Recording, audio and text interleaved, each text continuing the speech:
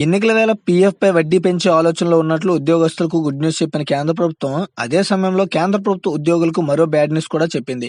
అయితే సాధారణంగా ఉద్యోగులకు లభించే ఆర్జిత సెలవులు అంటే ఎర్నిడ్ లీవ్స్‌కు సంబంధించిన కనీసం 20 సెలవులను ఎట్టి పరిస్థితుల్లో వినియోగించుకోవాలని తేల్చి చెప్పేసింది కేంద్ర ప్రభుత్వం. ఇప్పటి వరకు ఎర్నిడ్ లీవ్స్ వినియోగించుకోకపోతే ఆ యొక్క రిటైర్మెంట్ సమయంలో దానికి సంబంధించిన డబ్బుని ఇచ్చేవారనమాట. అయితే ఇప్పటి ప్రభుత్వ రంగ బ్యాంకులు తమ ఉద్యోగాలకు 10 రోజుల పాటు ఆర్జిత సెలవులపై పంపించడం జరిగింది. అయితే గత ఏడాది అక్టోబర్‌లో బ్యాంక్ యాజమాన్యాలు ఈ నిర్ణయం తీసుకురావడంతో అందులో పనిచేసే ఉద్యోగులు ఆశ్చర్యానికి గురయ్యారు.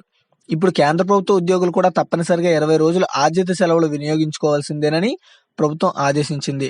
దీనివల్ల పని ఒత్తిడి నుంచి ఎంప్లాయీస్‌కు కాస్త ఉపశమనం లభిస్తుందని, తద్వారా వారికి ఆరోగ్య సమస్యలు తలెత్తకుండా ఉంటాయని ప్రభుత్వం వివరణ ఇచ్చింది. కేంద్ర ప్రభుత్వ ఉద్యోగులకు కొన్ని సెలవులకు సంబంధించిన వేతనం చెల్లిస్తారు. ప్రతి ఏడాది 30 పెయిడ్ లీవ్స్‌కు వారికి లభిస్తాయి. అయితే అదే రక్షణ రంగంలో పనిచేసే ఉద్యోగులకు 60 రోజులు పెయిడ్ లీవ్ ఉంటాయి. ఇది తమకు లభించే 10 క్యాజువల్ లీవ్స్, 19 ప్రభుత్వ సెలవులకు అదనం. సాధారణంగా చాలా మంది ఉద్యోగులు తమ ఎర్నెడ్ లీవ్స్‌కు మరిన్ని 2 సెలవులు జోడించి ఒక సుదీర్ఘ వారాంత సెలవులు తీసుకుంటారు. అయితే 300 రోజుల్లోగా వినియోగించుకొని ఆర్జిత సెలవులను రిటైర్మెంట్ సమయంలో దానికి రావాల్సిన డబ్బులను చెల్లించడం జరుగుతుంది. అందుకే వీటిని వాడకుండా అలానే ఉంచుతారు. ఆర్జిత సెలవులు వినియోగించుకోకుండా పదవి విరమణ సమయంలో ఎన్‌క్యాష్ చేసుకోకుండా ప్రభుత్వం చెక్ పెట్టనుంది.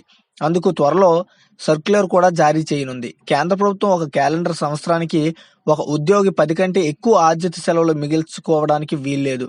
ఇక 2019 ఆర్థిక సంవత్సరానికి గాను అలవెన్సులు చెల్లించేందుకు గాను 35 బిలియన్ల కేంద్ర ప్రభుత్వం ఉద్యోగులకు ప్రభుత్వం 632.49 బిలియన్లు కేటాయించడం జరిగింది.